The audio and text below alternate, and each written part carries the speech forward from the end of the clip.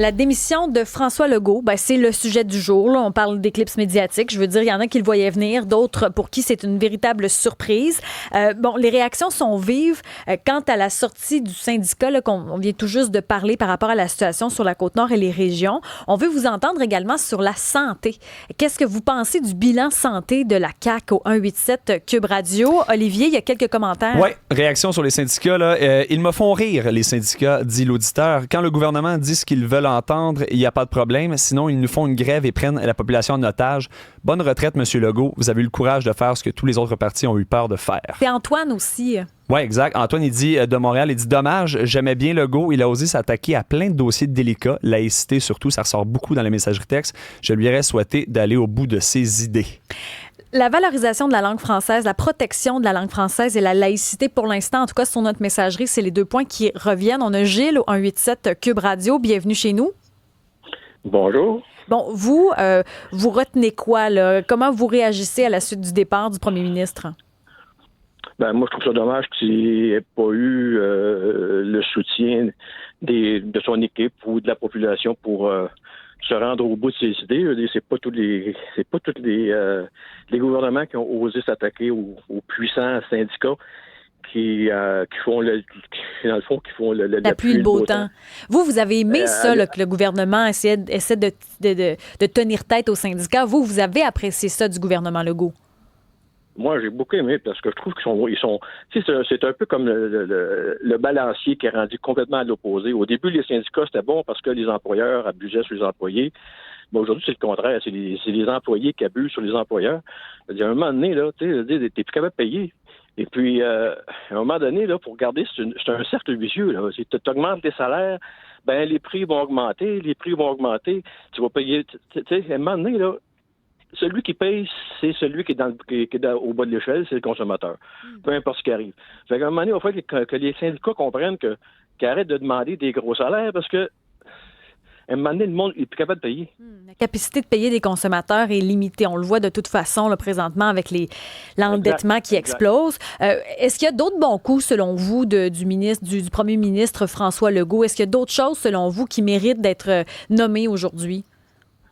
Je veux dire qu'il se soit attaqué aussi au salaire des médecins. Je veux dire, ça fait des années que tous les partis politiques veulent s'attaquer à ça. Puis c'est le seul qui a osé le faire.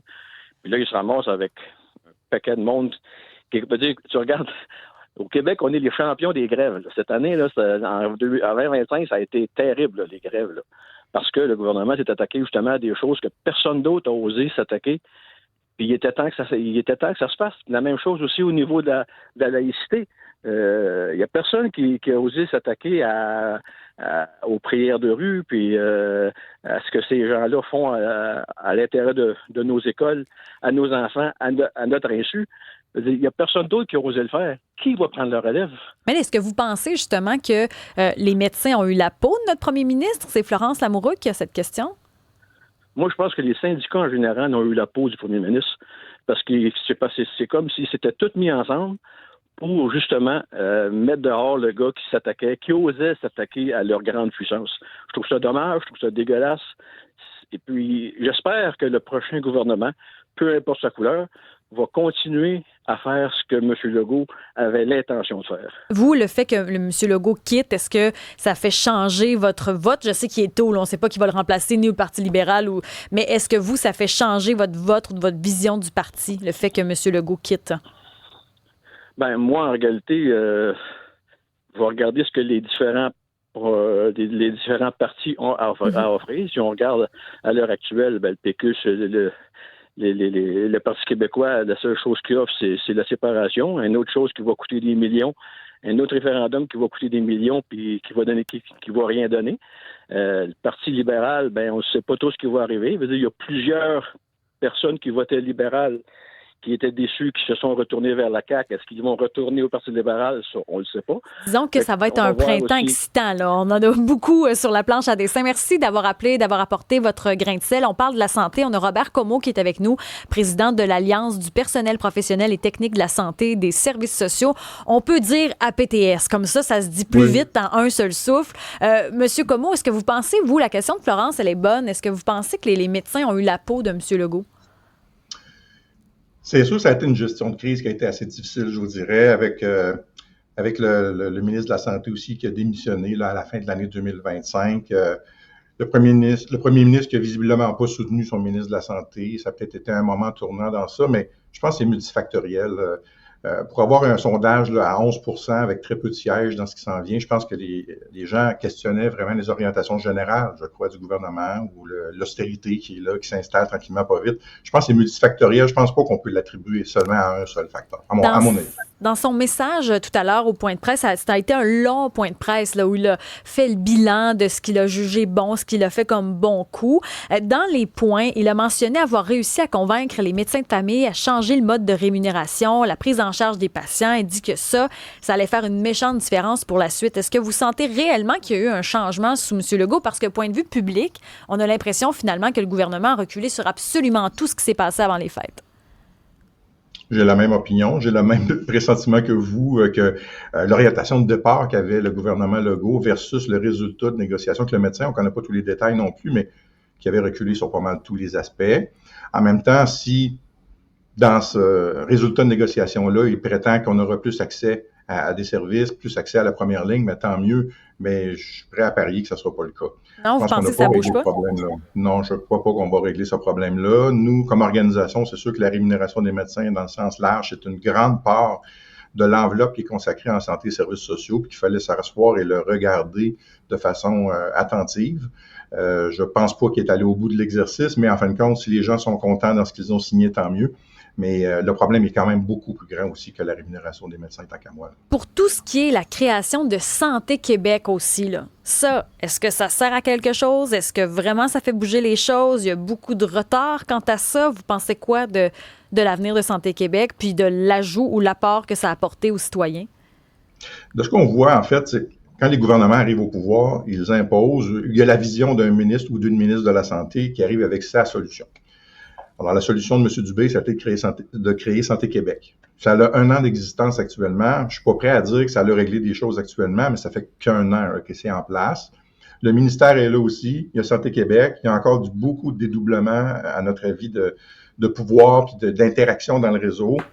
Il y a une volonté, malheureusement, de vouloir centraliser les affaires. C'est ça qu'on dénonce un peu de Santé Québec. On centralise, mais on fait toujours ça. Les besoins du Bas-Saint-Laurent ne sont pas les mêmes. Mais ça, chaque gouvernement... Hey, on fait des agences de santé. Hey, non, on fait plus d'agences de santé. Hey, là, finalement, on va faire des CIUS avec plein d'acronymes qu'on n'est pas capable de prononcer. Là, après ça, on va faire Santé Québec. Là, s'il y a quelqu'un d'autre au pouvoir l'an prochain ou à la fin de l'année, on va faire d'autres choses. Moi, c'est la 3e réforme que je vis là, du réseau de la santé et des services sociaux depuis 2006. Ça prend à peu près 10 ans à se remettre d'une réforme et qu'on est continuellement dans ça. Fait que nos professionnels, nos techniciens, tous les intervenants sont encore dans le mode on se réorganise. Mais pendant ce temps-là, ils sont pas consultés. On sait pas ce que les gens qui donnent les soins veulent, comment qu'on peut les régler. Nous autres, on est capable de le dire, pas tout entièrement, mais ce qu'on voit, là, ce qu'on constate, on est capable d'orienter les gestionnaires et leur dire allez pas dans ce sens-là. On est sûr qu'aller plus dans ce sens-là, ça va être mieux. Parce que ce qu'on vit comme problème, il y a trop de formulaires, il y a trop de ci, il y a trop de ça. On est capable de le dire, mais on n'a pas de place à le dire parce que c'est la vision d'une seule personne ou d'un gouvernement qui passe. Mais est-ce qu'à chaque réforme, vous voyez que c'est tout le temps de mal en pis? Plus on avance, pire c'est? Oui, parce qu'on centralise davantage. Avant ça, le pouvoir était dans les régions, était dans les localités, ou c'était même géré par les localités où on élisait des gens. Bon, nous, on a un grand territoire, on a besoin de radio-oncologie. Comment on s'organise pour avoir ce service-là? C'était ça. Mais maintenant, on a fait des corridors de services. On envoie les gens dans d'autres régions. Fait que la philosophie de gestion a complètement changé. On a mis plus de gestionnaires pour avoir moins de résultats, à mon sens. On n'a pas amélioré l'accès. Les listes d'attente sont plus longues. Il y a moins de médecins de famille. Puis il y a plus d'argent qui est investi dans le réseau en plus. Mais c'est ça qu'on comprend mal. Puis là, on parle de la santé, mais on aurait pu dire l'éducation, on aurait pu dire la qualité de nos routes, on pourrait nommer tous les dossiers. On a l'impression qu'on injecte de l'argent, puis il y en a plein qui ont parlé au municipal, du budget des taxes de Montréal qui augmente. On paie plus, mais on a moins. On peut comprendre parfois la frustration des consommateurs qui paient, du citoyen qui paie, puis finalement, il n'y en a pas pour son argent du tout. Mais c'est sûr on peut blâmer M. Legault, mais j'ai l'impression que n'importe qui au pouvoir, en fait, puis on l'a vu avec les précédents gouvernements, la santé, on a l'impression que le feu est pogné puis on ne sait pas comment l'éteindre. Peu importe qui. C'est une bébite énorme, c'est considérable comme machine, mais il y a des exemples dans le monde où ça a fonctionné. Où?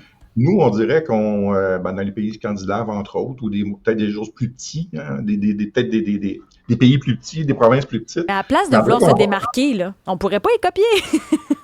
C'est ça, mais on dirait qu'on veut copier ce qui fonctionne pas, parce que Santé Québec, ça a été comme implanté en Alberta également, le même modèle, il recule. Ça a été implanté dans d'autres endroits, il recule aussi, il redéfend ça, puis nous, on s'en va de l'avant dans ça. C'était comme les PPP dans le passé, on pensait avoir trouvé le partenariat public-privé, là. On pensait avoir trouvé une nouvelle voie pour financer les projets. Finalement, on recule partout parce que ça ne fonctionne pas nulle part. Ce qui est fou, là, c'est qu'hier, là, la PDG de Santé Québec disait encore sur les plateformes, les différents médias, qu'il y avait besoin de plus d'argent encore. Encore plus d'argent. Elle n'est pas toujours là, la solution, tant qu'à moi. Elle n'est pas toujours dans l'argent, elle est beaucoup dans l'organisation. L'organisation des soins, la consultation de notre monde. On est capable d'en trouver des endroits où passer, tu sais, pour sauver de l'argent. Puis on est capable de dire où ça ne fonctionne pas. Puis il y a des endroits où on passe 15 puis 20 % de nos professionnels de leur temps à faire des formulaires. Mais ça, d'ailleurs... Qui les regarde, ces formulaires-là, à la fin? Qui les regarde? Est-ce qu'il y a quelqu'un qui les consulte à la fin si personne ne les regarde? Mais pourquoi? Ça, vous m'amenez sur une belle piste, parce que ce matin, Benoît Dutrisac a reçu un médecin, justement, qui a fait Plume IA. Plume IA qui est pour aider justement les formulaires, parce qu'avec l'intelligence artificielle, ça permet justement avec les notes de sauver du temps. Il disait là, que c'est presque 2 heures par jour qu'il peut sauver. Après lui, il faut qu'il relise les notes, bien sûr, mais il dit relire les notes avec Plume IA, ça va bien plus vite que si je le faisais à la main, etc. Est-ce qu'on va être capable de faire ce virage numérique-là où on veut vraiment rester au fax puis on ne veut pas les voir, les solutions qui existent? Là. Ce matin, on l'a entendu, puis c'est en réécoute sur Cube. Là. Il existe des solutions pour augmenter l'efficacité de nos médecins qui sont pris dans la paperasse. Je pense qu'on n'est pas très bon au Québec dans des virages informatiques. Là. Je pense qu'on a 2 exemples qui sont un peu difficiles. J'entends pas la ligne mauvaise. Dossier santé numérique, mais je dois souligner qu'ils ont eu quand même l'intelligence et le bon réflexe de retarder le projet, de le déployer plus tard. Parce que c'est un bon projet, on a besoin de ça dans le réseau de santé et services sociaux. On est au fax, vous l'avez dit, on ne peut plus travailler comme ça, mais on pourrait aller tellement plus loin avec l'intelligence artificielle, bien encadrée, avec les données au Québec. On pourrait aller plus loin, mais je ne sais pas si on va être capable de le faire. Je vous dirais, il n'y a pas de leadership, on dirait, de ce côté-là, du point de vue du gouvernement, mais on a besoin de ça, ça presse. Là. Ça presse, on passe trop de temps dans la paperasse, moins de temps. Oui. Avec nos patients, puis là, nos professionnels, c'est ce qu'ils veulent. Ben oui, ça prend de l'action. Là. Le feu est pris, c'est pas le temps de faire un petit comité. Là. On fait un bon plan, ça c'est correct, une vision. On peut se prendre un temps pour faire un bon plan de match, mais pas créer 500 comités. Il faut faire confiance, je pense, aussi aux gens qui sont en place. Faire confiance, on a de la misère. En 3 secondes, mettons 10, vos membres ont réagi comment à la démission de François Legault? Ça a été quoi, là, l'état général? C'est dur à dire parce qu'il n'y a pas on peut pas remettre le blâme du réseau de la santé et des services sociaux sur une seule personne. C'est des orientations de gouvernement. Fait que c'est sûr qu'on salue vraiment l'implication du premier ministre dans sa vie publique. Faut avoir du courage de s'impliquer et de donner des orientations dans un gouvernement. Mais il reste qu'il y a un bilan quand même à nos yeux négatif en santé et services sociaux. Et on espère que les prochaines personnes qui vont prendre le relève à la CAQ donnent des orientations différentes pour qu'on puisse arriver à des résultats différents. Mais là, il faut prendre des notes. Parce que ça arrive, des fois, on essaie des affaires, ça marche pas. Ça, on peut pas blâmer personne d'essayer des affaires. Puis des fois, peut-être, on était un peu girouette, ça se peut. Maintenant, faut apprendre de nos erreurs, par contre. Là, ça va être ça, l'enjeu pour les prochains mois. Robert Comeau, président de l'Alliance du personnel professionnel et technique de la santé et des services sociaux. Déjà, votre site est tellement long, ça n'a pas de bon sens. Oui. Merci d'avoir été avec nous. Une bonne journée. Au revoir. Mais ça, dans le monde de la santé, dans le domaine de la santé, les acronymes et les longs titres. Ça finit plus, hein? Non, ça, c'est quelque chose. On a Sylvain au téléphone au 187 Cube Radio. Bienvenue chez nous, Sylvain.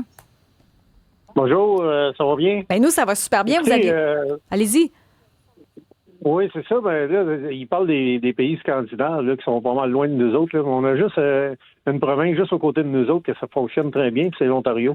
Fait que pourquoi ne pas voir faire un système comme l'Ontario? Moi, j'ai perdu mon médecin au Québec à cause de la maladie. Ça fait 3 ans que j'étais sur une liste d'attente pour voir un autre médecin. Puis à un moment donné, j'ai rencontré une fille, puis elle m'a dit attends une minute, elle avait fait un téléphone. Une semaine après, j'avais un rendez-vous avec un médecin à Hawkesbury, juste le bord du pont en Ontario.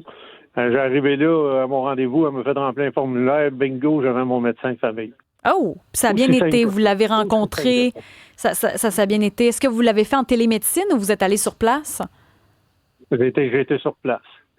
Puis même l'hôpital à Hawkesbury, là, si t'es malade, là, attends pas ici, là, va-t'en le bord du pont, là.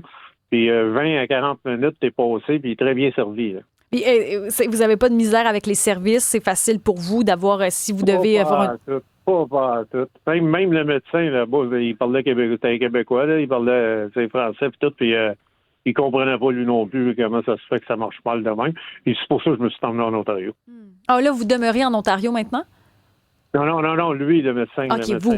C'est un médecin qui pratiquait au Québec avant. Là. Est-ce que vous êtes allé au privé ou au public?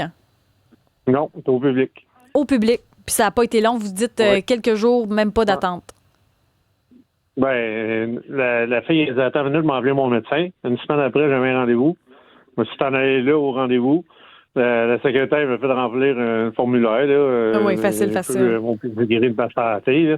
Elle m'a donné la main, mais bienvenue aussi ton médecin de famille. Aussi simple que ça. Merci à Sylvain d'avoir partagé votre expérience avec nous. D'ailleurs, c'est le numéro pour nous rejoindre. Il est très facile. Absolument. 1877-827-2346. 187 Cube Radio.